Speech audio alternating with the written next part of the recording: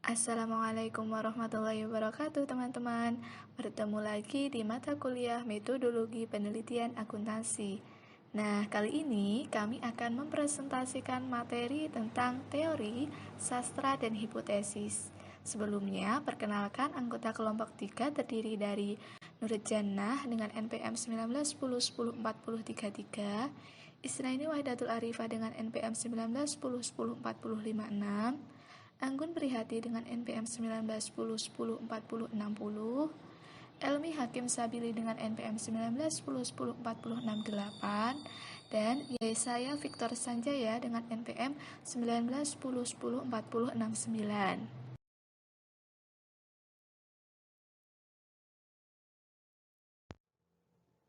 Baik, yang pertama adalah sumber teori.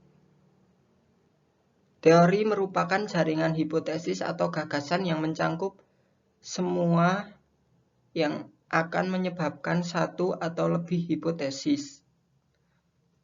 Teori dibutuhkan sebagai pembenaran terhadap suatu hubungan yang ada, di mana hipotesis ini nanti akan dibuktikan dalam penelitian. Teori akan memunculkan konsep abstrak, yang mana ide-ide baru yang tidak dapat diamati atau diukur secara langsung, namun harus dioperasionalkan dalam beberapa cara untuk memberikan indikator yang terukur. Hal ini akan dapat dicapai dengan mengidentifikasi variabel yang merupakan apa yang akan diteliti. Kemudian variabel merupakan item yang diamati yang dapat mengasumsikan nilai yang berbeda. Nilai-nilai ini dapat diukur baik secara langsung ataupun secara tidak langsung melalui penggunaan variabel proksi atau variabel pengganti. Kemudian pengukuran. Untuk mengetahui jawaban atas pertanyaan serta membandingkan dengan teori yang ada. Teori dalam bidang ekonomi. Dasar-dasar dalam ekonomi memiliki efek yang luas memimpin, misalnya untuk pengembangan model pengambilan keputusan normatif praktik yang akan menghasilkan hasil yang maksimal, keuntungan di bawah asumsi yang tepat. Misalnya terkait dengan solusi pemrograman linier, analisis biaya, volume laba, dan diskon arus kas. Penelitian awal, misalnya oleh Canning 1929 dan Edwards pada tahun 1938, menggunakan analisis ekonomi secara deduktif untuk mengembangkan pendekatan alternatif guna penentuan pendapatan berteori yang kemudian dikombinasikan dengan temuan normatif oleh Bedford 1965 untuk memberikan kerangka konseptual untuk pendapatan penentuan. Namun teori neoklasik tidak membantu dalam memberikan panduan tentang perilaku praktis individu tanpa modifikasi signifikan pada teori umum. Kemudian ada fokus perilaku organisasi.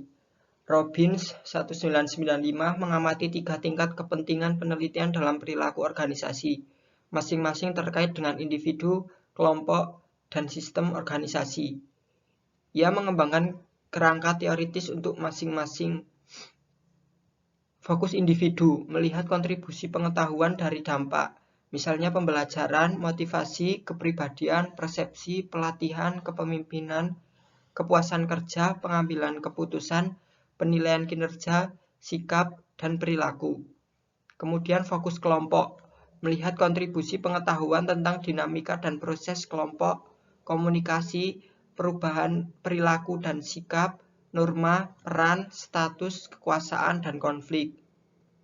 Kemudian yang terakhir fokus sistem organisasi, melihat kontribusi terhadap pengetahuan tentang dampak budaya dan perubahan organisasi, struktur, dan hierarki, serta konflik dan struktur kekuasaan bersama dengan hubungannya dengan sumber daya manusia, kebijakan, dan desain pekerjaan.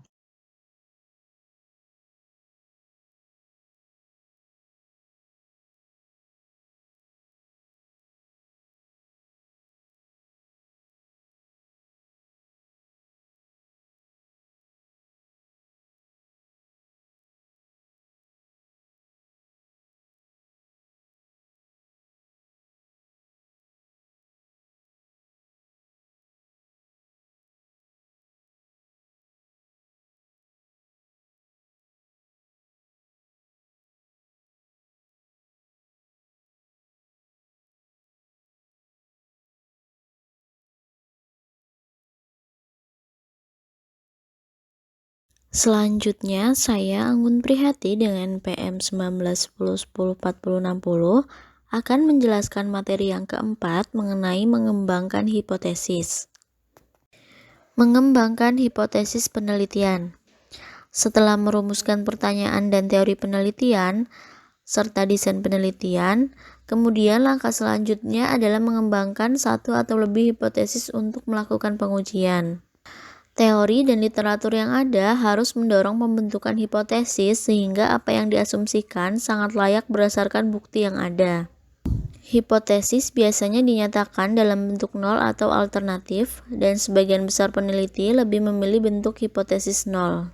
Hipotesis nol atau H0 menyatakan adanya hubungan antara variabel yang menarik, kemudian mencoba mengumpulkan bukti untuk melakukan bahwa secara statistik, hipotesis nol bukanlah asumsi yang masuk akal.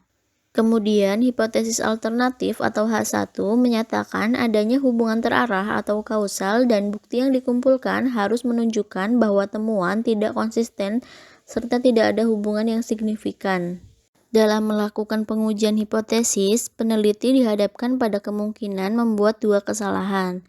Yang pertama, kesalahan tipe 1, penolakan hipotesis nol yang benar.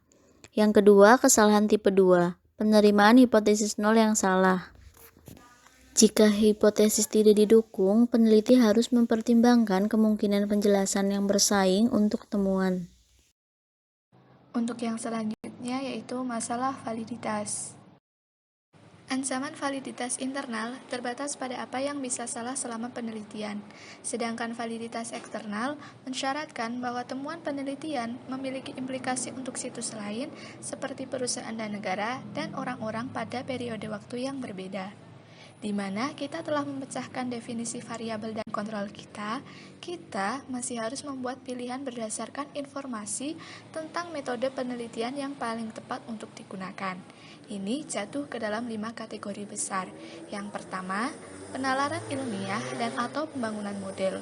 Yang kedua, penelitian sejarah dengan menggunakan data arsip dan atau sumber sekunder. Yang ketiga, studi kasus yang membutuhkan eksplorasi ekstensif di lapangan.